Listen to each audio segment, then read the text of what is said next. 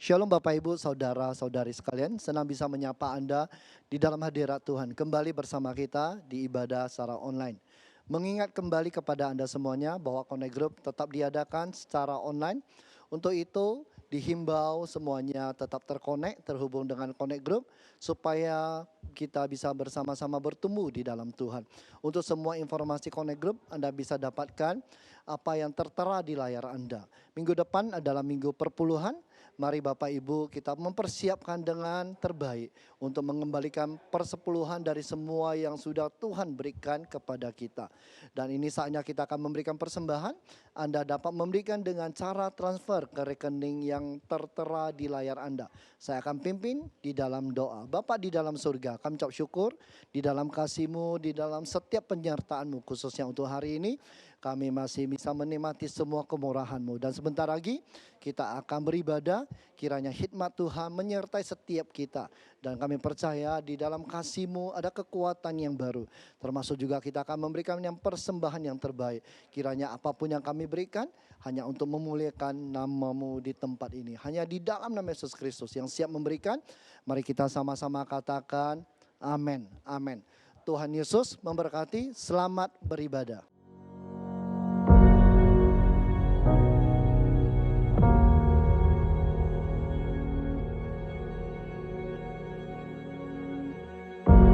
Orang yang suka memuji akan kuat roh doanya. Orang yang berdoa pasti berakhir memuji. Karena Allah bertata di atas pujian. Siapa memuji, Allah mengatasi hidupnya.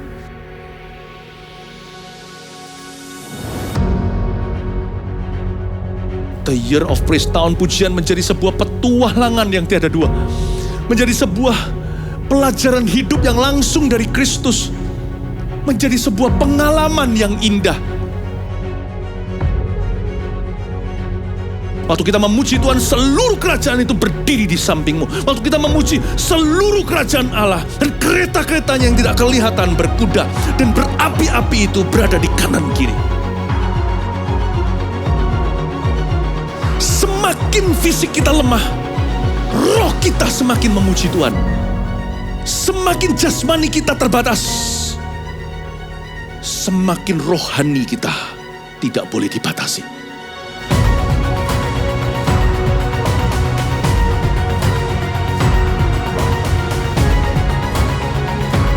Welcome to the Year of Praise and Provision. Mari kita mengizinkan Tuhan merajut rancangan yang belum pernah kita bayangkan.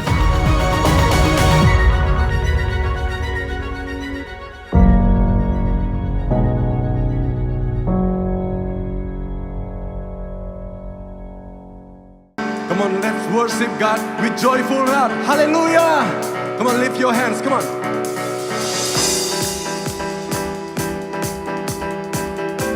Here we go. I will sing of your love for me. In my life, you're my everything. Chains are broken, my eyes are open. You're my freedom now. You have called me out from the dark. Now I'm running into your light. You changed my crying into dancing. My lips shall praise you now. Oh, oh, oh. We praise you now. Oh, oh, oh. 1, 2, let's go. Nothing's gonna stop us now. Nothing's gonna stop us now. From praising, praising, from praising you. Nothing's gonna stop us now. Nothing's gonna stop us now.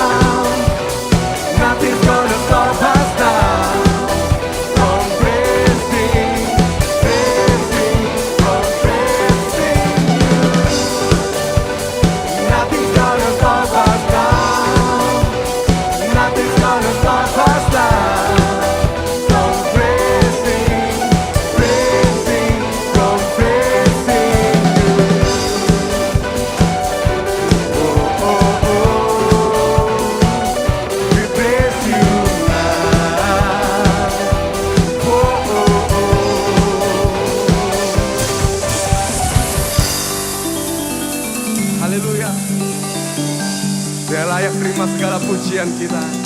Dia Allah yang layak ditinggikan. Mari sama-sama tepuk tangan lebih lagi, come on.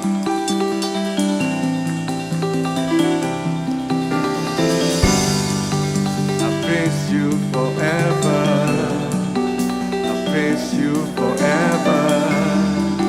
With everything in me, praise the name of Jesus. I praise you forever. I praise you forever. With everything in me, praise the name of Jesus. I praise you forever. I praise you forever. With everything in me, praise the name of Jesus. Nothing's gonna stop us now.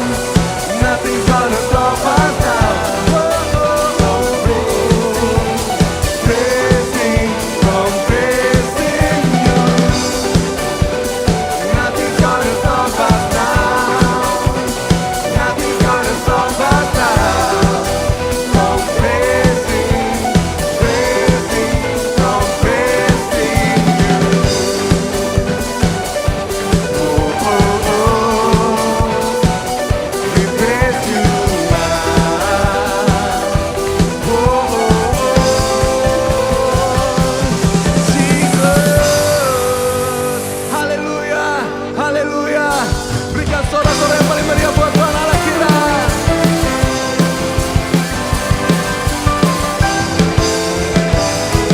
Mari dengan hati yang bersuka sama-sama nyanyikan. Karyamu mempesonaku, kau angkatku dari kelam, kasih tulus memberi warna. Kau buang semua gelisah, kau beriku sukacita, kau buatku selalu tertawa. Kau taruh lagu baru dalam hatiku, mulutku bersorak memuji namamu. Mawar Sharon dari hatiku mengalir pujian bagimu.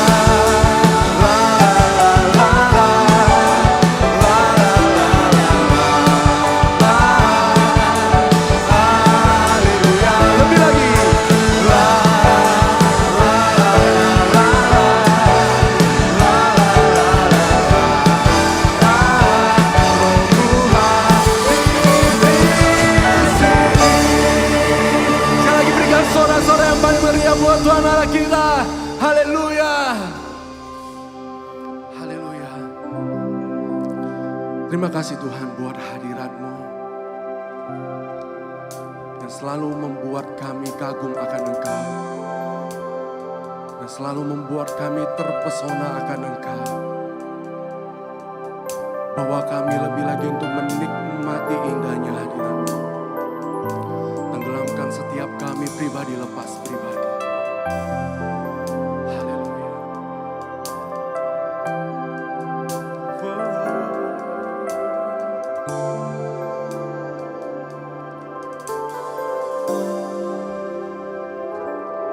There is no better more than reading His presence, seek His face and listen to His voice. I want to walk away from the clamor of the world and dwell in His house all the days of my life. There is no better moment than being in His presence, seek His face and listen to His voice. I want to walk away from the clamor of the world and dwell in His house all the days of my life. I want to see Jesus face to face. I want to run deep into the secret place, here in His presence. I want to see Jesus face to face, worship in His holiness, till less of me and more of Him.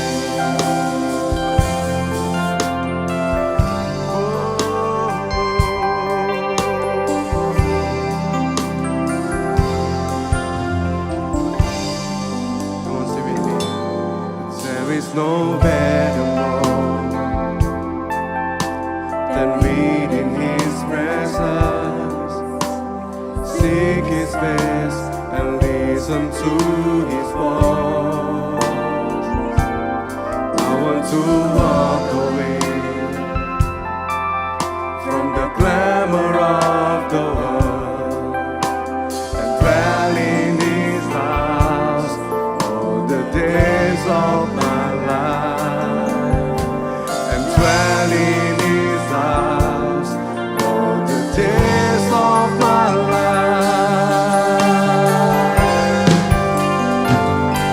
I want to see Jesus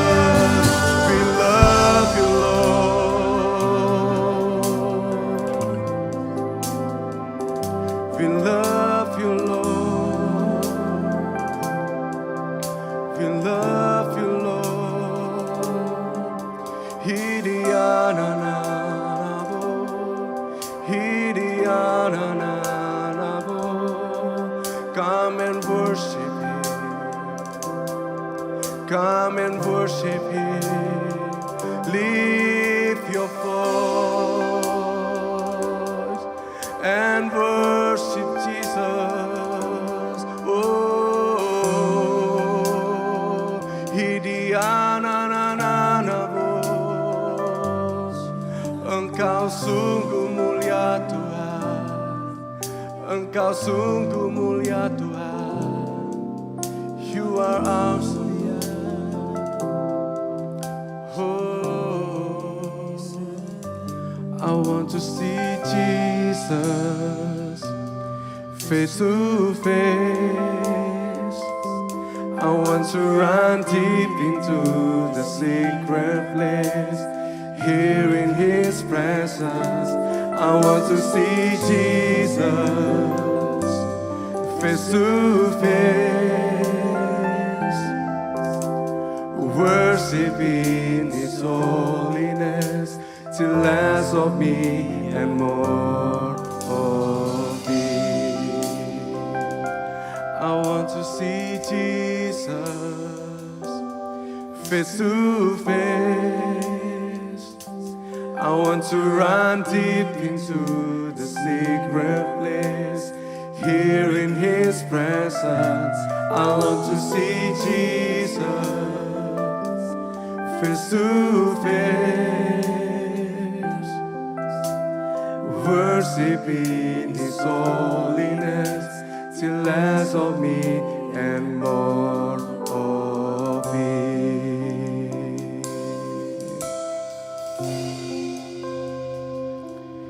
In this quiet place, secret place, I wait only for Him.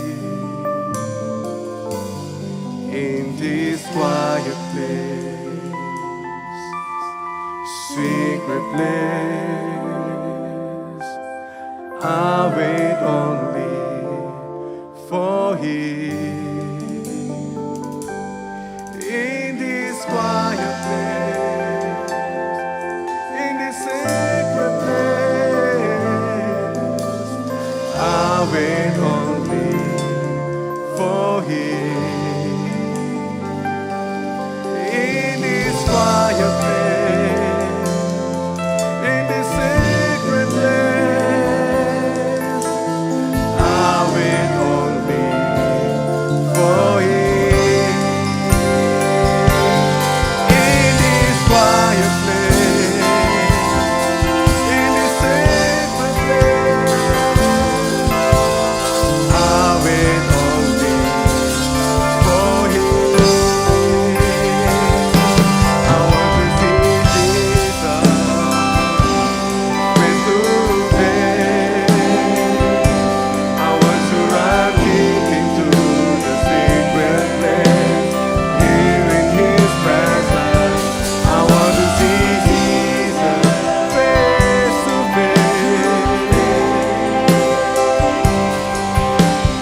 worship in His holiness, till less of me and more of Him. Worship in His holiness, till less of me and more of Him. Worship in His holiness, till less of me and more of Him. More of You, Lord. More of You, Lord. Oh, You are awesome in this place, mighty God. You are awesome in this place, Abba Father. You are worthy of all praise. To You our life we raise. You are awesome in this place, mighty God. You are awesome in this place, mighty God. You are awesome in this place, Abba Father. are worthy of our praise. To you our life we raise. You are awesome in this place, mighty God.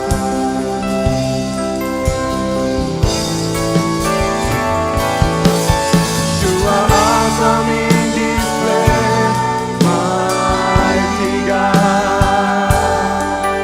You are awesome in this place, Abba Father.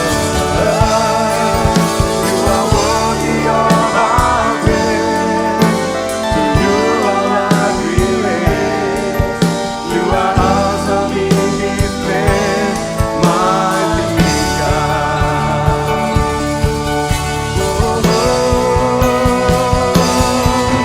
You are awesome in this place, mighty God. You are awesome in this place, Abba Father. You are worthy of our praise. To you our life we raise. You are awesome in this place, mighty God. You are awesome in this place, mighty God. You are awesome in this place, Abba Father. You are worthy of our praise. To you our life we raise. You are awesome in this place, mighty God. You are awesome in this place, mighty God. You are awesome in this place, mighty God. Oh.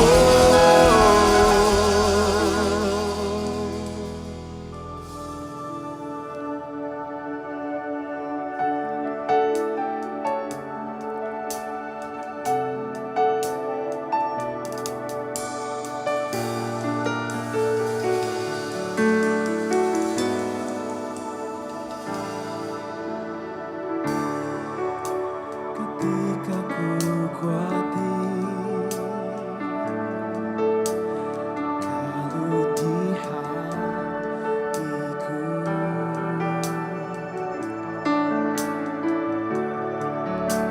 ku datang padamu, nyatakan doa dan ucapan syukur.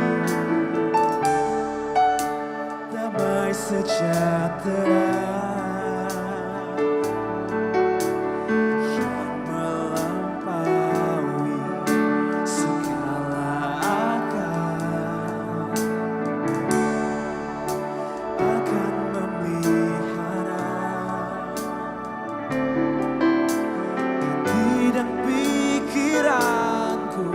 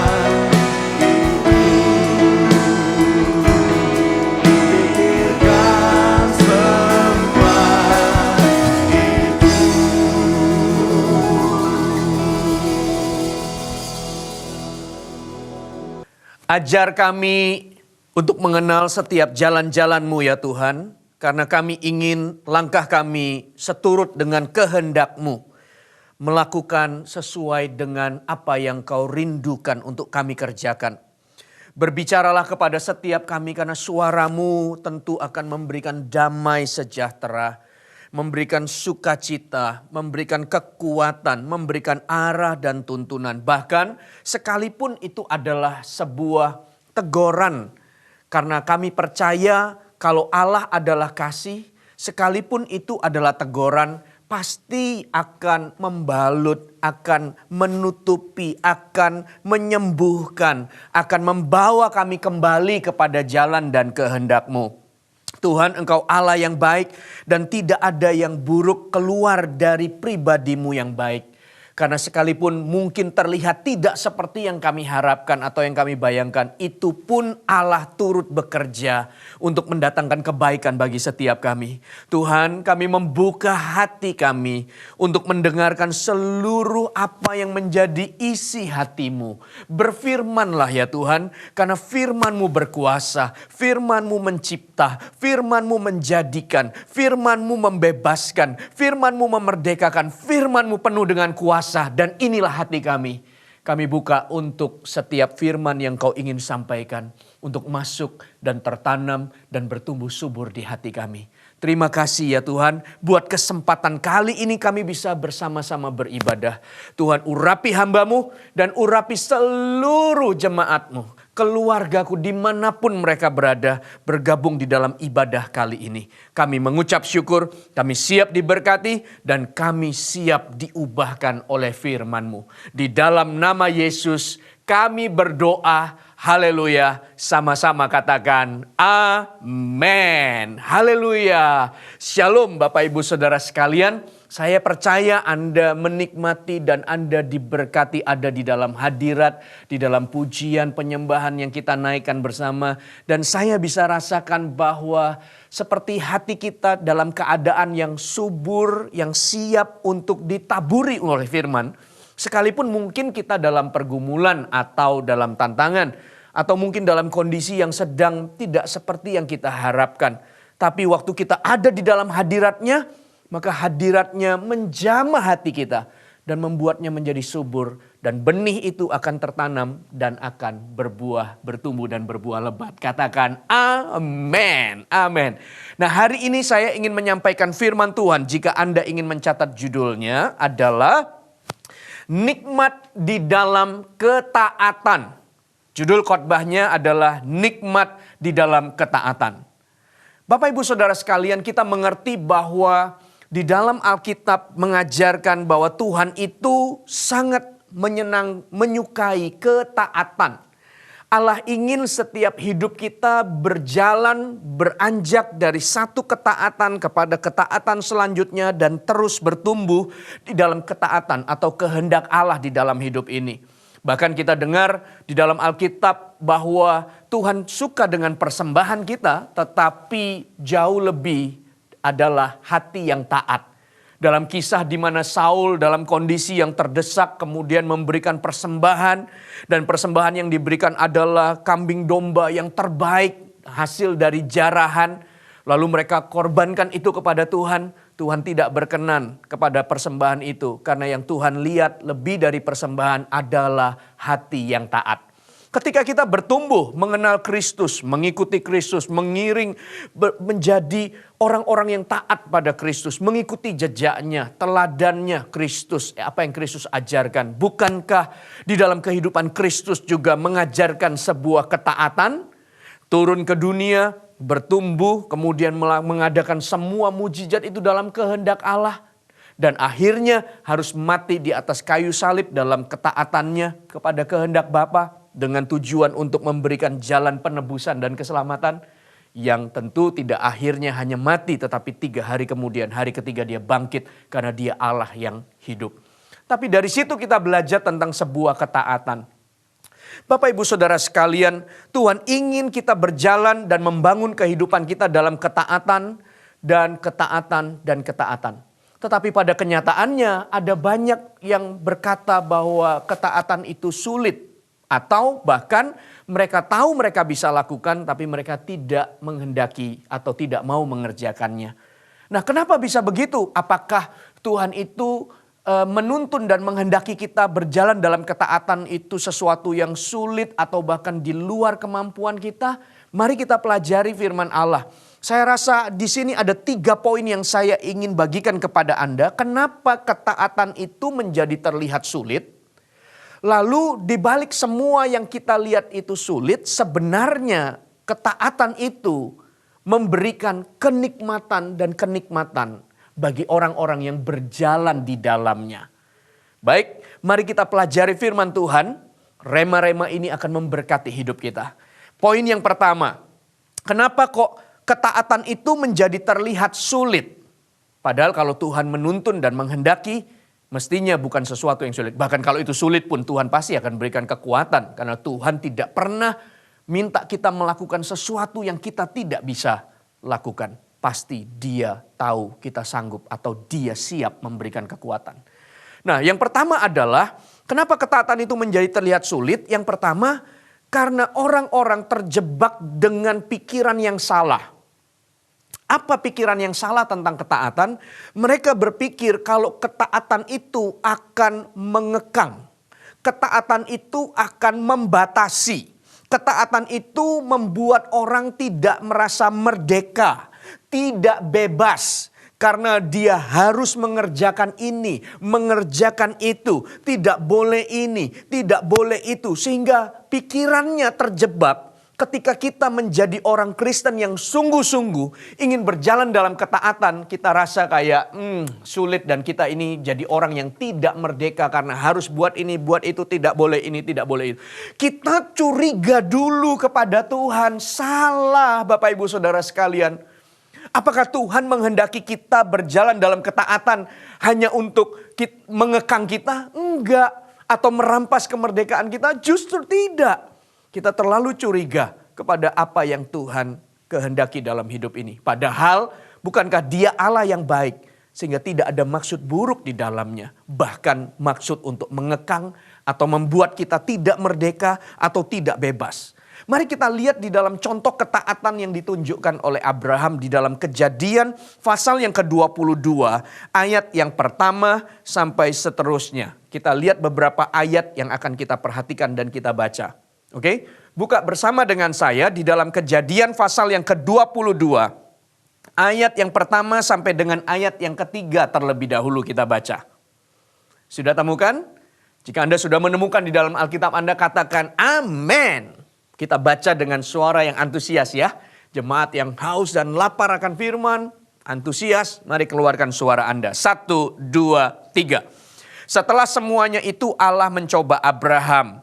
Ia berfirman kepada Abraham, lalu sahutnya, ya Tuhan. Firman-Nya, ambillah anakmu yang tunggal itu, yang engkau kasihi, yakni Ishak. Pergilah ke tanah Moria dan persembahkanlah dia di sana sebagai korban bakaran pada salah satu gunung yang akan kukatakan kepadamu. Keesokan harinya pagi-pagi bangunlah Abraham, ia memasang pelana keledainya dan memanggil 2 orang bujangnya beserta Ishak anaknya. Ia membelah juga kayu untuk korban bakaran itu. Lalu berangkatlah ia dan pergi ke tempat yang dikatakan Allah kepadanya. Ini adalah sebuah contoh ketaatan yang luar biasa. Karena ketaatan ini meminta atau menuntun atau berkata kepada Abraham untuk mempersembahkan Ishak anaknya yang tunggal itu. Jadi hanya 1 anaknya. Lalu dikatakan yang engkau kasihi. Karena tunggal dan Ishak juga adalah anak mujizat. Anak perjanjian yang didapat pada masa tuanya Abraham. Lalu dia sangat sayang itu. Tapi Tuhan berkata persembahkan. Wow. Ini bukan sebuah ketaatan yang mudah bukan? Tapi apakah Tuhan bermaksud mengambil sukacita Abraham? Apakah Tuhan ingin merampas kesenangannya Abraham? Sehingga apa yang dia kasihi justru itu yang harus dikorbankan atau dipersembahkan. Lalu ayat yang ketiga berkata, keesokan harinya pagi-pagi bangunlah Abraham. Ia memasang pelana keledainya dan memanggil 2 orang dan semua persiapan. Tidak diceritakan Abraham ngomel, menggerutu, komplain, protes sama Tuhan, ini orang layak betul dikatakan bapak orang beriman ya. Karena apa yang dia lakukan ini keluar dari sebuah iman dan juga ketaatannya. Disuruh pergi untuk korbankan, lalu dia persiapkan semuanya. Anda lihat di dalam ayat yang ke-7, firman Tuhan berkata, loncat dari ayat yang ke-3, sekarang lihat ayat yang ke-7 sampai dengan ayat yang ke-8. Firman Tuhan berkata, 1, 2, 3. Lalu berkatalah Ishak kepada Abraham ayahnya, "Bapa," sahut Abraham, "Ya anakku." Bertanyalah ia, "Di sini sudah ada api dan kayu, tetapi di manakah anak domba untuk korban bakaran itu?" Waduh, situasinya, bayangkan kalau kita ada di dalam skenario itu, lalu anaknya bertanya, ini semua sudah siap, lalu yang dikorbankan dombanya nggak ada, mana dombanya? Gitu.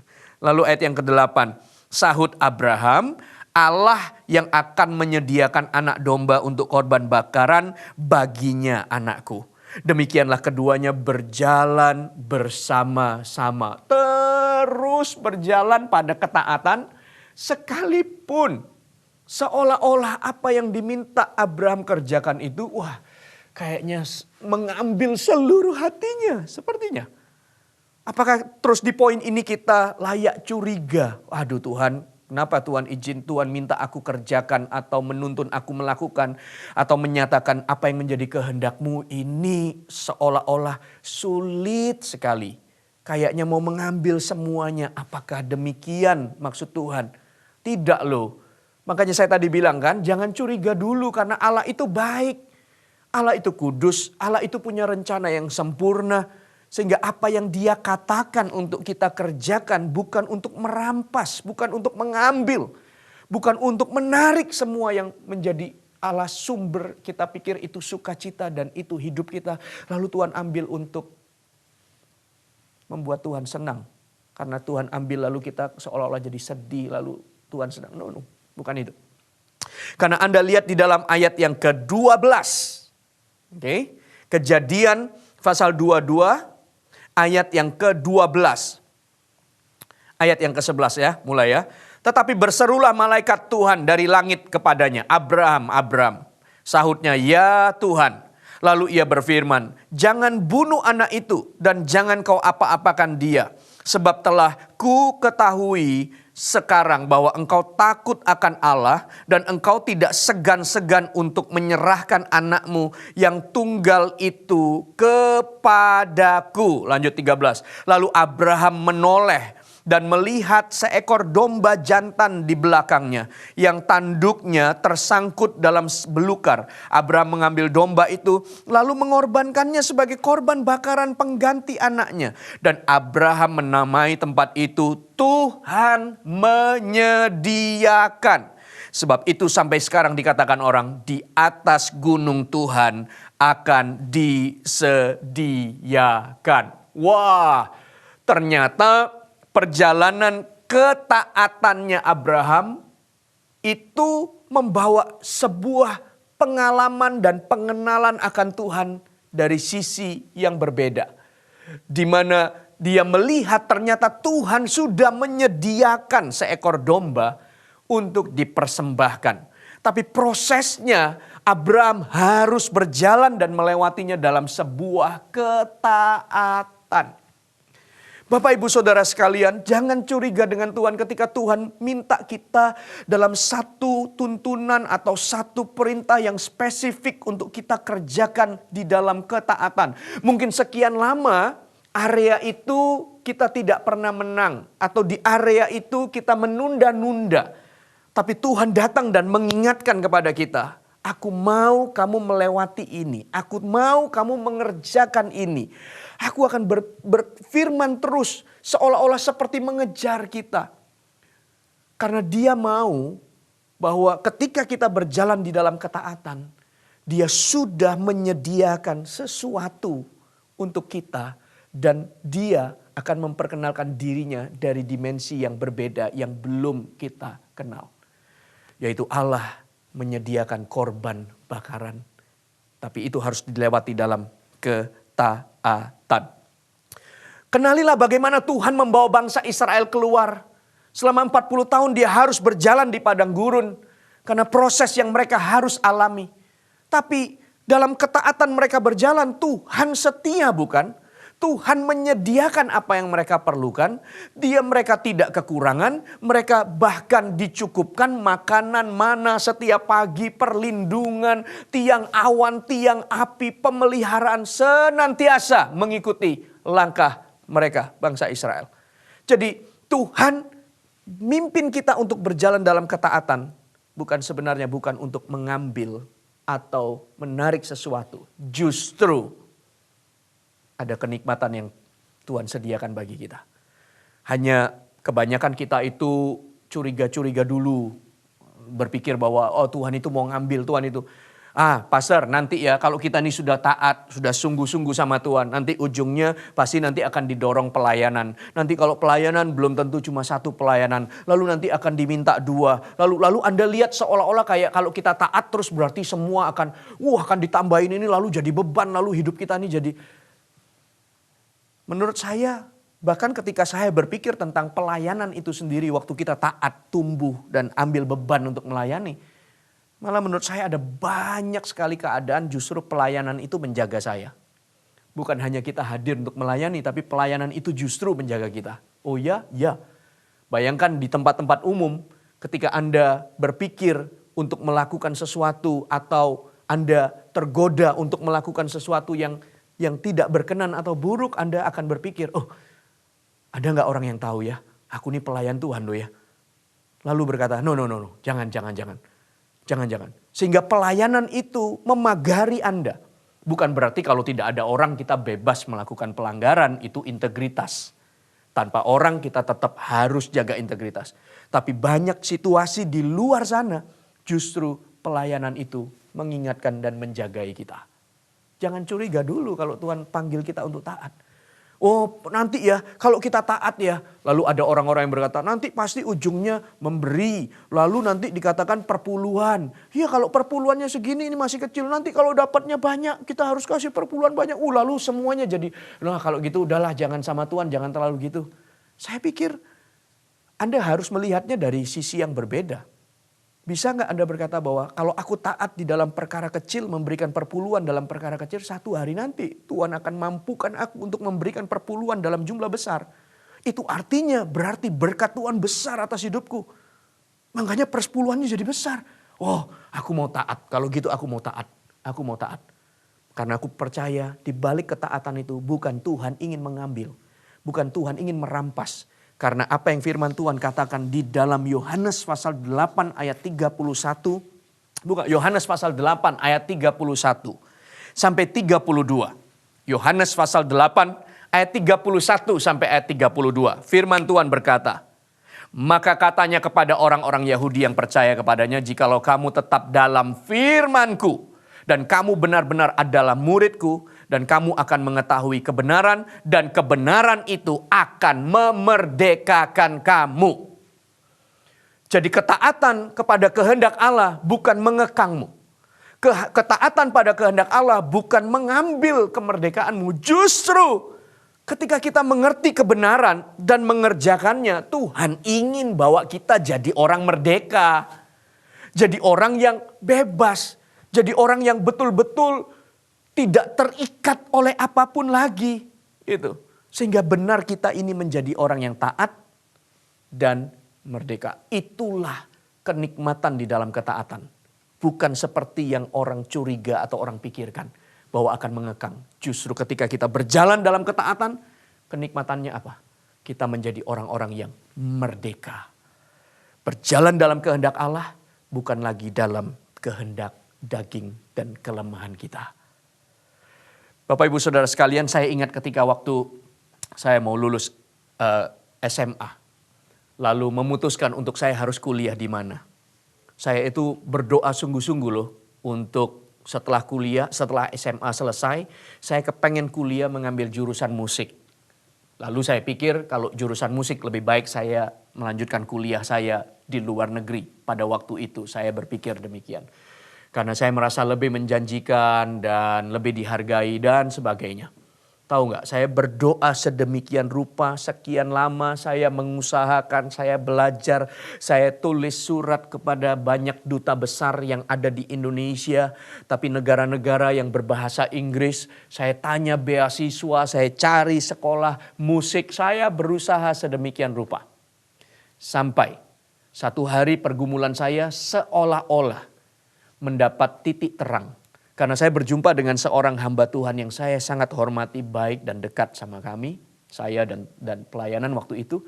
Lalu hamba Tuhan ini berkata, dia bilang, Moro, kita ini kepengen kamu bergabung dengan pelayanan kita di Amerika, di Los Angeles. Kita perlu pemain musik.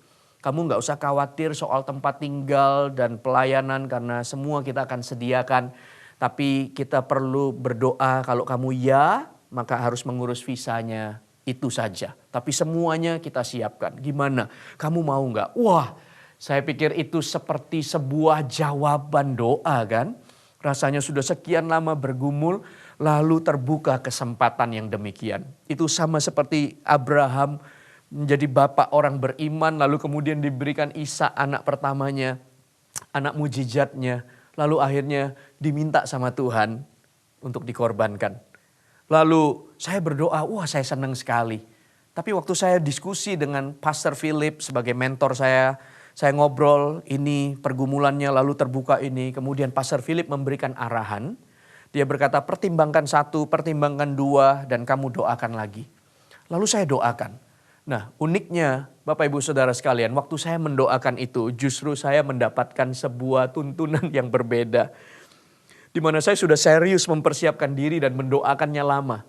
Lalu Roh Kudus bilang begini sama saya waktu di doa itu. Moro, kamu tetap di bawah pendeta Samuel Handoko. Kamu bangun visinya, kamu bangun bersama dengannya. Wah, saya dapat begitu. Kemudian karena itu dapat di ruang doa saya. Jadi ada sebuah keyakinan yang besar. Sehingga ketika saya berjumpa dengan pastor itu karena ditanya, gimana hasil doanya? Siap kamu berangkat? Waduh, saya pikir itu sudah yang menjadi kerinduan saya. Tapi saya katakan, pastor terima kasih buat tawarannya. Saya sudah mendoakan. Dan saya katakan bahwa Roh Kudus bilang sama saya untuk saya akan tetap di Salatiga di Ungaran. Karena Roh Kudus kasih tahu saya tetap ada di bawah Pak Samuel Handoko. Wah, kita harus cari orang lain lagi. Ya sudah, yang penting kamu sudah doakan dan saya buat keputusan itu. Tapi apakah dengan keputusan itu kemudian saya merasa kayak hidup saya, mimpi saya hilang lalu kemudian menderita dalam ketaatan saya membuat keputusan? Enggak loh. Justru saya menikmati karena di dalam ketaatan ada nikmat yang Tuhan berikan di mana kamu betul-betul Anda semuanya Bapak Ibu Saudara sekalian tidak dikekang tetapi dimerdekakan dan dibawa kepada rencana yang lebih besar. Anda lihat di dalam Kejadian pasal 12 ayat 15. Saya bacakan dengan cepat aja ya. Kejadian pasal 22 ayat 15. Setelah Abraham menjalani ketaatannya itu, ayat 15 berkata, untuk kedua kalinya berserulah malaikat Tuhan dari langit kepada Abraham. Katanya, aku bersumpah demi diriku sendiri, demikian firman Tuhan. Karena engkau telah berbuat demikian, karena engkau taat, melepaskan, berani mempersembahkan anakmu yang satu-satunya itu yang kau cintai. Dan engkau tidak segan-segan untuk menyerahkan anakmu yang tunggal kepadaku. Ayat 17. Maka aku akan memberkati engkau berlimpah-limpah dan membuat keturunanmu sangat banyak seperti bintang di langit dan seperti pasir di tepi laut. Dan keturunanmu itu akan menduduki kota-kota musuhnya. Oleh keturunanmu lah semua bangsa di bumi akan mendapat berkat karena engkau mendengarkan firmanku. Kemudian kembalilah Abraham kepada kedua bujangnya dan mereka bersama-sama berangkat ke Betsheba dan Abraham tinggal di Beersheba. Ternyata ketaatan itu tidak mengurungmu. Ketaatan itu justru memerdekakanmu, melepaskanmu, membebaskanmu untuk meraih rencana Allah yang jauh lebih besar, jauh lebih indah. Yang kedua, kenapa ketaatan itu menjadi terlihat sulit atau dipikir sulit bagi banyak orang? Karena Bapak Ibu Saudara sekalian, alasan yang kedua. Karena ketaatan itu selalu bertentangan dengan keinginan daging. Yang kedua, ketaatan itu bertentangan dengan keinginan daging. Kalau kita bicara soal ketaatan, maka keputusan-keputusan yang kita buat sesuai atau berjalan dalam keinginan Allah atau kehendak Allah. Sementara secara natural hidup kita ini berjalan dalam kehendak daging kita. Sehingga seolah-olah kelihatannya menjadi sulit karena yang satu mau ke sana, yang daging kita ini mau ke situ. Yang satu menuntun kita untuk berjalan dalam perjalanan iman yang lebih jauh, tantangan demi tantangan. Daging ini rasanya kepengen gak usahlah repot-repot. Daging ini rasanya kepengen ya sudahlah begini aja ya sudah baik. Ngapain harus masuk ke tanah Kanaan? Di situ ada raksasa, di situ kita harus taklukkan banyak sekali kota-kota berkubu. Lebih baik kita di sini, lebih baik kita di sini karena daging kita, karena keinginan daging kita. Karena keinginan daging kita. Tapi baik untuk kita membuat keputusan untuk belajar taat karena kita akan bertumbuh, manusia roh kita akan makin kuat dan segala keinginan daging kita harus takluk kepada kehendak Allah. Kepada kehendak Allah. Keinginan daging kita bukankah cenderung untuk berbuat jahat? Bukankah keinginan daging kita adalah sesuatu, mengerjakan sesuatu yang biasa, yang nyaman, yang enak? Bukankah keinginan daging kita juga egois, yang penting kita untung, kalau memang ini baik ya kita mau, tapi jangan terlalu banyak tantangannya, yang penting kita, aku rasa enjoy, aku rasa enak. Semuanya kembali kepada aku. Sementara ketika kita bicara soal ketaatan, ini bukan soal apa yang aku mau, apa yang aku inginkan, apa yang aku rasa, tetapi kepada apa yang menjadi kehendaknya, apa yang menjadi keinginan Tuhan. Sepertinya bertolak belakang, bukan? Yang satu ke sini, yang satu ke sana. Tapi percayalah ketika kita membuat ketaatan, daging kita ini nggak nyaman, daging kita ini nggak enak. Tapi itu baik. Kenapa? Karena ada kenikmatan-kenikmatan yang kita akan dapat dalam ketaatan kita ini. Sekalipun daging kita tidak menyenangkan untuk daging kita. Lihat di dalam Galatia pasal 5 ayat yang ke-16 sampai ayat yang ke-26.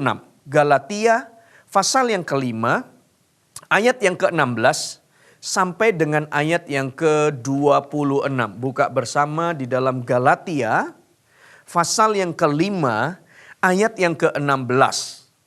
Anda sudah temukan? Mari kita baca sama-sama. 1, 2, 3. Maksudku ialah, hiduplah oleh roh, maka kamu tidak akan menuruti keinginan daging. Keinginan roh, keinginan daging. Oke, 17. Sebab keinginan daging berlawanan dengan keinginan roh, dan keinginan roh berlawanan dengan keinginan daging. Karena keduanya bertentangan, sehingga kamu setiap kali tidak melakukan apa yang kamu kehendaki. Ayat 18. Akan tetapi, jikalau kamu memberi dirimu dipimpin oleh roh, maka kamu tidak hidup di bawah hukum Taurat. Perbuatan daging telah nyata, yaitu Anda baca percabulan, kecemaran, hawa nafsu, penyembahan berhala, sihir, perseteruan, perselisihan, iri hati, amarah, kepentingan diri sendiri, percideraan, roh pemecah, kedengkian, kemabukan, pesta pora, dan sebagainya. Itulah hasrat dari daging kita yang lemah ini. Tetapi dikatakan selanjutnya sebagainya. Terhadap semuanya itu kuperingatkan kamu. Seperti yang telah kubuat dahulu, bahwa barang siapa melakukan hal-hal yang demikian, ia tidak akan mendapat bagian dalam kerajaan Allah. 22 baca. Tetapi buah roh ialah kasih, sukacita, damai sejahtera, kesabaran, kemurahan, kebaikan, kesetiaan, kelemah lembutan, penguasaan diri. Tidak ada hukum yang menentang hal itu. Barang siapa menjadi milik Kristus Yesus, ia telah menyalibkan daging dengan segala hawa nafsu dan keinginannya. Jika kita hidup oleh roh, baiklah hidup kita juga dipimpin oleh roh. Dan janganlah kita gila hormat, janganlah kita saling menantang dan saling mendengki. Bapak Ibu Saudara sekalian, kita perlu melatih dan mendisiplin daging kita. untuk terus berjalan di dalam ketaatan, yaitu kepada kehendak Allah. Ketika Abraham sampai pada level ketaatan yang menurut saya luar biasa itu, mempersembahkan anaknya yang tunggal yang dia kasihi. Tahukah bahwa Allah juga melatih Abraham dari awal untuk tidak mengikuti atau bertahan atau hidup di dalam keinginan dagingnya semata. Ketika kisah Abraham ditulis, Allah berkata, Abraham, dikatakan, pergilah dari negerimu dan sanak saudaramu. Loh, kalau Tuhan itu ingin menjadikan Abraham bangsa yang besar, bisa kok tanpa harus pergi. Gitu. Tetapi sepertinya Allah sedang melatih Abraham untuk bukan apa yang kamu pikir nyaman, apa yang kamu pikir enak. Ini kan negeriku, ini kan sanak saudaraku.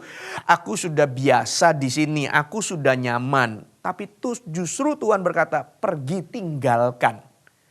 Wow, seolah-olah Abraham sudah dilatih untuk tidak lagi berjalan kepada apa yang dagingnya inginkan. Tapi apa yang kepada Allah kehendaki. Lalu ingat peristiwa ketika mereka sudah berjalan, lalu mereka dalam penyertaan dan berkat Tuhan. Lalu domba-domba ternak mereka bertambah banyak. Kemudian Lot menyertaikan, lalu juga akhirnya domba-domba Lot banyak, gembala-gembala Lot dan gembala-gembala Abraham ribut. Pada waktu terjadi keributan itu, lihat bagaimana Abraham menyikapinya. Abraham berkata begini, kita nggak perlu ribut, kita nggak usah ribut. Lalu dengan rendah hati dia katakan, kamu pilihlah, kamu ke kanan, aku ke kiri. Kalau kamu ke kiri, aku ke kanan. Ya sudah, dia tidak terpancing untuk berkata, kamu ini ponaan, Tuhan itu panggil aku. Jadi kamu jangan ribut, lebih baik kamu pergi. Karena yang dipanggil itu aku. Abraham tidak ribut, Bapak Ibu Saudara. Tapi dengan rendah hati dia berkata, kamu pilih. Kamu ke sana, aku akan ke situ. Udah, kita kerjakan, kita jaga hati hidup damai. Lalu dikatakan Lot melihat daerah di dekat Sodom, hijau, subur. Lalu Lot memilih itu. Bagi saya kalau Lot bisa lihat itu, Abraham juga bisa lihat. Tetapi Abraham berjalan bukan apa yang dia lihat atau apa yang dagingnya inginkan atau apa yang memancing dia atau tersinggung oleh karena Lot berlaku demikian. Enggak loh. Dia tetap jalan dalam apa yang Tuhan kehendaki, bukan apa yang dagingnya kehendaki. Sehingga di dalam semua proses itu sampai satu titik ketaatan yang besar diuji dalam hidupnya dan dia bisa mengerjakannya. Luar biasa. Tentu tidak mudah. Tetapi karena dia telah melatih berjalan dalam apa yang Tuhan kehendaki. Berjalan dalam ketaatannya. Maka keinginan-keinginan daging menjadi lemah. Tetapi kehendak Allah, manusia rohnya menjadi strong. Very strong. Menjadi kuat. Kita perlu mendisiplin daging kita bukan? Untuk belajar taat, iya dong. Hari ini aja loh Bapak Ibu Saudara sekalian. Ketika kita masuk dalam situasi yang seperti hari ini pandemik. Bukankah ibadah kita dari tahun lalu, bulan Maret, lalu kita menjalankan ibadah online. Waktu kita jalankan ibadah online, aduh kita biasanya ibadah ketemu ke gereja, sekarang online. Pada waktu online kita perlu mendisiplin diri kita bukan? Bangun, tetap persiapkan diri. Kita bukan nonton tapi kita sedang ibadah. Hanya bedanya tidak ke gereja tapi secara online. Persiapkan diri kita. Kita perlu mendisiplin diri. Tapi setelah gereja-gereja mulai mengadakan ibadah on-site dengan segala macam precautionnya, dengan semua persiapan yang dikerjakan. Apakah kita kembali mendisiplin diri kita untuk beribadah? Kalau kita tidak beribadah dengan alasan-alasan yang tepat, karena tidak memungkinkan di beberapa tempat, tidak memungkinkan untuk orang tua hadir, anak-anak, sebagainya gitu-gitu. Pertimbangan itu semuanya, maka teguhkan hatimu, beribadah di rumah, sekalipun di rumah, online, nikmati hadirat Tuhan. Disiplin dirimu untuk ibadah. Tapi jangan sampai kita akhirnya terlalu nyaman, kemudian akhirnya kita tidak mendisiplin diri kita untuk ibadah dengan alasan coba dicek. Kalau ini alasannya maka kita harus belajar untuk mendisiplin diri. Misalnya, aduh persiapannya jadi lebih panjang sekarang. Kalau online tinggal bangun, siap-siap sebentar, nyalakan. Lalu kalau harus pergi, aduh repot ini, repot itu. Lagian juga ibadahnya masih 1 jam lebih sedikit, 1 jam setengah lebih baik. Nah kalau pertimbangannya lebih kepada aku lebih nyaman ini. Kalau ke sana kayaknya harga yang dibayar lebih mahal, persiapannya lebih ini, bangun lebih pagi, harus siapin ini, harus pergi naik ini, transportasi lagi apa. Lalu lebih baik kita gini, menurut saya kita perlu disiplin diri kita loh. Bahwa tidak ada alasan yang kuat untuk kita tetap ada di rumah. Buatlah keputusan untuk ayo beribadah bersama-sama. Oke? Anda timbang baik-baik. Anda timbang baik-baik karena jika Anda harus tetap ada di rumah dengan pertimbangan dengan alasan yang tepat, disiplin diri untuk ibadah online dengan sepenuh hati dan ekspresi. Tapi jika ternyata tidak, artinya adalah rasanya lebih ke arah aku lagi asik di rumah nih, lebih nyaman di rumah. Fokusnya ke apa yang nyaman, apa yang nyaman, apa yang nyaman. Menurut saya perlu buat disiplin. Saya belajar untuk mendisiplin diri saya beribadah. Saya ingat waktu saya sekolah di Salatiga di Jawa Tengah. Setiap kali ambil raport waktu itu, zaman saya. Kalau Anda familiar dengan ambil raport, berarti mungkin kita seera. Oke. Lalu biasanya hari Jumat. Hari Sabtu pagi. Nah, teman-teman saya yang dari Lampung, dari Sumatera, saya tanya, ambil rapot terus kapan pulang ke Sumatera? Mereka berkata, saya pulang nanti habis ambil rapot, Sabtu sore langsung pulang. Wah, karena libur waktu itu 1 minggu, ambil rapot 1 minggu, bukan kenaikan kelas ya, tapi triwulan, caturwulan atau ya. Jadi mereka berkata, saya ambil rapot, sorenya saya langsung pulang. Lalu waduh saya kepengen sebenarnya. Karena liburnya cuma seminggu. Dan perjalanan pulang balik ke Jambi ke kota saya itu 32 jam sampai 36 jam. Tapi saya memutuskan untuk saya katakan enggak lah, saya enggak pulang hari Sabtu. Saya pilih pulang hari Senin. Berarti liburan saya di Jambi berkurang. Oleh karena saya tidak langsung pulang. Teman saya semua Sabtu pulang. Kenapa saya nggak pulang? Saya bilang kalau Sabtu saya pulang, Minggu saya berarti ada di bus. Dan menurut saya lebih baik Minggu saya pakai untuk ibadah dan Minggu saya pakai untuk pelayanan. Sehingga for me better, lebih baik saya pilih pulang Senin. Nggak apa-apa. Kurang liburannya nggak apa-apa. Tapi yang pasti hari Minggu adalah waktu untuk saya beribadah. Waktu untuk saya melayani. Saya bangun ketaatan itu dari waktu saya SMA tepatnya. Dan mari sama-sama disiplin diri kita untuk kembali beribadah. Either itu di rumah, latih dirimu sekalipun online dengan sepenuh hati, dengan segala pertimbangan. Tapi juga jika tidak demikian, buat diri keputusan untuk kembali bersama ibadah. Dan apa yang menjadi kenikmatannya? Lihat di dalam ayat yang tadi kita baca.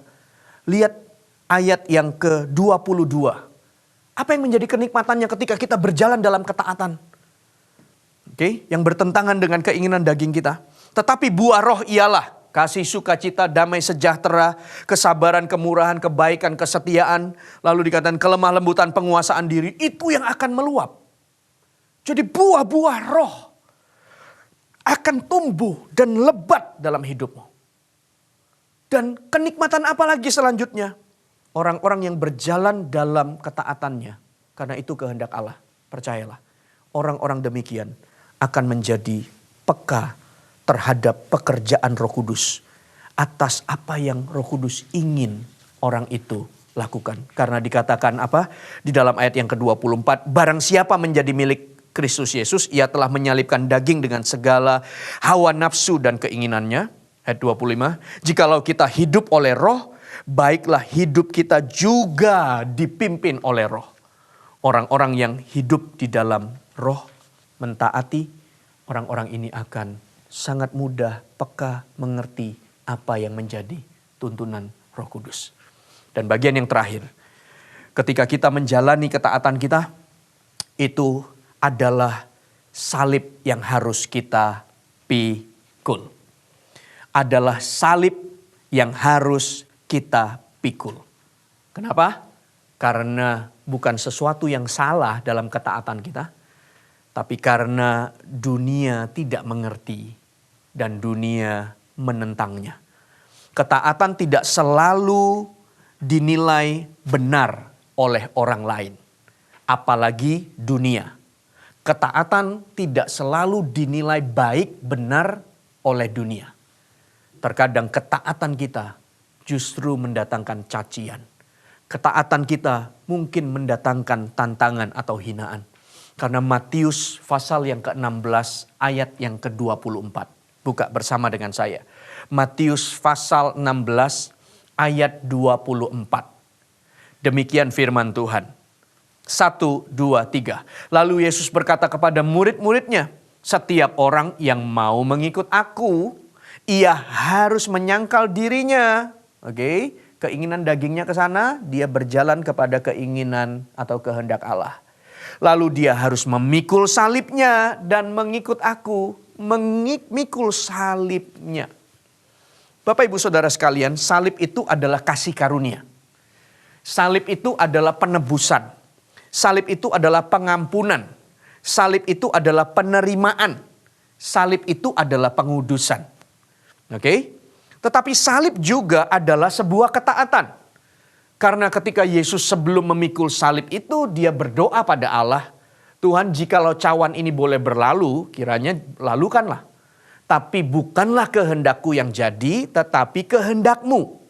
Sehingga salib itu bicara soal ketaatan untuk memikulnya. Tetapi salib juga melambangkan penolakan dunia terhadap semua yang baik dan yang mulia yang Yesus kerjakan. Yesus menyembuhkan orang, diprotes. Kenapa dia menyembuhkan orang pada hari Sabat? Waktu Yesus mencelikkan mata, mengusir setan, orang berkata itu dari kuasa Beelzebul. Dia memakai penghulu setan untuk mengusir setan itu. Lalu Yesus bilang, gimana kerajaan saling menyerang gak akan kuat. Tapi semua yang dikerjakan Kristus lalu dilihat sampai di mana Yesus berkata, bait Allah akan rubuh dan akan dibangun kembali dalam 3 hari. Wah, mereka semuanya marah, lalu mereka berkata, ini menghujat, ini menghujat. Lalu apa yang mereka tuntut adalah salibkan dia, salibkan dia, salibkan dia. Salib itu juga lambang penolakan bagi dunia, dari dunia. Sehingga ketika kita berkata, aku adalah pengikut Kristus, aku siap untuk memikul salib. Bukan karena pelanggaran, tapi bahkan kebenaran yang kita kerjakan, dunia bisa mengartikannya berbeda. Dan untuk semua itu, pikullah. Ketika kita berjalan dalam ketaatan, kita dimerdekakan.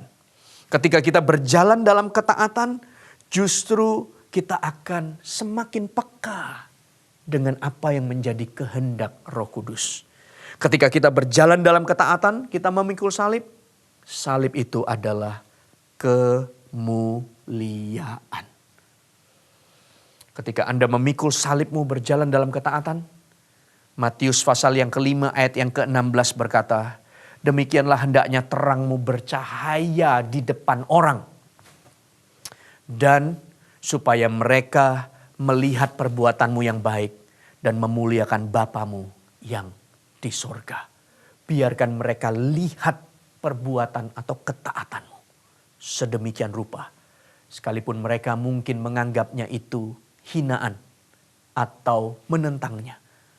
Biarkan berjalan dalam ketaatan. Tahukah Anda ketika Abraham sama Lot berpisah, kemudian Sodom dan Gomora dimusnahkan oleh api, tetapi Lot diselamatkan, oleh doa-doanya Abraham. Ketika Lot ditawan, demikian ceritanya, maka Abraham juga pergi bersama dengan 300 lebih pasukannya untuk melepaskan Lot. Ketika Anda disalahartikan dalam ketaatanmu, satu hari nanti bisa jadi orang yang melihat kamu itu salah, justru orang itu yang akan ditolong oleh ketaatan imanmu. Minimal kalau sampai orang itu akhirnya bertobat dan menjadi Kristen, menjadi pengikut Kristus, orang ini punya sebuah standar yang benar. Karena dia mengenalmu waktu Anda menunjukkan ketaatan.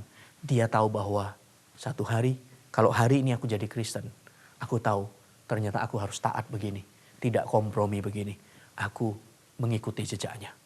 Atau bahkan satu hari justru orang ini malahan ditolong dan diberkati oleh ketaatanmu. Dan nama Tuhan dimuliakan. Saya undang Maria untuk maju. Saya minta tutup Alkitab Anda. Firman Tuhan sudah selesai. Mari kita bersama-sama berdoa. Sebelumnya berikan tepuk tangan yang meriah buat firman Tuhan yang kita baca. Seluruh Anda dimanapun Anda berada. Berikan tepuk tangan yang meriah buat firman Tuhan. Haleluya, haleluya, haleluya. Mari sama-sama kita merenungkan firman ini. Dan saya minta Maria bisa pimpin kita dalam satu lagu worship. Haleluya. Ku datang ya Bapa dalam kerinduan, memandang keindahan-Mu. Ku berikan segalanya, semuanya yang ada. Ku ingin menyenangkan hati-Mu, Tuhan. Kita ulangi sama-sama dari awal, katakan ku datang ya Bapa dalam kerinduan, memandang keindahan-Mu. Ku berikan segalanya, semuanya yang ada. Ku ingin menyenangkan hati-Mu, oh Tuhan. Jadikan aku indah yang Kau pandang mulia, seturut karya-Mu di dalam hidupku. Ajarku berharap hanya kepadamu. Katakan taat dan setia kepadamu, Tuhan. Kita ulangi sama-sama dari awal ya. Ini doa kita, katakan ku datang ya Bapa dalam kerinduan, memandang keindahan-Mu. Ku berikan segalanya, semuanya yang ada. Ku ingin menyenangkan hati-Mu. Mari angkat tangan kita sama-sama katakan, jadikan aku indah yang Kau pandang mulia, seturut karya-Mu di dalam hidupku. Ajarku berharap hanya kepadamu, taat dan setia kepadamu, Tuhan. Jadikan aku indah, aku indah yang Kau pandang mulia, seturut karya-Mu di dalam hidupku. Ajarku berharap hanya kepadamu, taat dan setia kepadamu, Tuhan. Ya Ramaya Shanana Kadiana Maya Sirigarara, mari sembah Dia. Urika Mahatiana Namara Huribati Arala Kashanana Mayana. Hiana Maya Shanana Maya. Kami mau belajar untuk taat. Kami mau hidup untuk taat, menyenangkan hati-Mu, mengerjakan apa yang Kau kehendaki. apa yang kau inginkan, apa yang kau rindukan. Kami mau taat, kami mau taat, kami mau taat kepadamu. Yani aramaya shanana gararia rabaharaga shekere garabada garia rabaharaga yara rabaria rara. Himaramana gashonana marakaya nane aramaya shenene gararara. Yarara yarara yaramaya shanana bararara yarara. Urika hadaka yara yara mahayana namara mara mara mara mara kaya raba. Ada kenikmatan di dalam ketaatan. Karena ketika kita berjalan di dalam ketaatan, justru kehidupan kita dimerdekakan. Tuhan tidak mengekang kita, tidak memenjarakan kita, justru memerdekakan kita. Ketika kita berjumpa pada kebenaran, kebenaran itu akan memerdekakan. Ketika Tuhan menyatakan kehendaknya dan kita mengerjakan kehendaknya, maka sebenarnya Tuhan memerdekakan kita. Memerdekakan kita.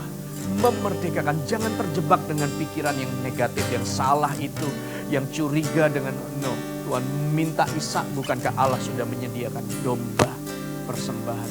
Dan Tuhan berkata, aku berkata kedua kalinya, aku meneguhkan bahwa kamu akan jadi bangsa yang besar. Bahwa anakmu bukan cuma satu Ishak ini, tapi akan jadi bangsa-bangsa. Ada kenikmatan di dalam ketaatan karena ketika Anda berjalan dalam ketaatan, justru Anda akan melimpah dengan buah-buah Roh Kudus. Justru Anda akan semakin peka dalam tuntunan Roh Allah. Baik ketika itu jalan yang tak berkenan, maka hatimu dengan mudah sinyal itu akan berkata, ini bukan kehendak Allah, ini bukan kehendak Allah. How can you know? Karena Anda telah berlatih untuk berjalan dalam ketaatan. Dan Anda akan mengerti kehendak Roh, dipimpin oleh Roh. Ada kenikmatan di dalam ketaatan karena justru dalam ketaatanmu Anda akan dipakai dan bawa dampak yang besar. Ketika Anda harus memikul salib, bukankah salib itu juga lambang kemuliaan? Karena Kristus taat-taat sampai mati di atas kayu salib. Oleh karena itu Allah mengangkat dan memberikan, mengaruniakan namanya menjadi nama di atas segala nama. Sehingga di dalam nama itu semua kuasa akan bertekuk lutut. Pemakaian Tuhan, garam dan terangmu akan bercahaya. Menjadi berkat bagi banyak orang. Oh, mari berjalan dalam ketaatan. Mari berjalan dalam ketaatan. Saya, Anda, kita semuanya. Terus berjalan dalam ketaatan ya. Haleluya. Mari angkat tangan kita, katakan, jadikan aku indah. Angkat tanganmu. Jadikan aku Indah yang kau pandang mulia, seturut karyamu di dalam hidupku. Ajarku berharap hanya kepadamu, taat dan setia kepadamu Tuhan. Jika Anda sedang menyaksikan ini bersama dengan keluarga atau saudara, Anda bisa gandeng tangan atau Anda bisa rangkul. Oke? Mari gandeng atau rangkul, kemudian angkat tangan kita sama-sama. Kalau Anda sendirian ya tentunya, mari angkat tangan kita sama-sama. Ya, sekali lagi di akhir khotbah ini, nyanyikan lagu ini, katakan, jadikan aku indah. Jadikan aku indah, yang kau pandang mulia, seturut karyamu di dalam hidupku. ajarku hanya kepadamu, taat dan setia kepadamu, taat dan setia.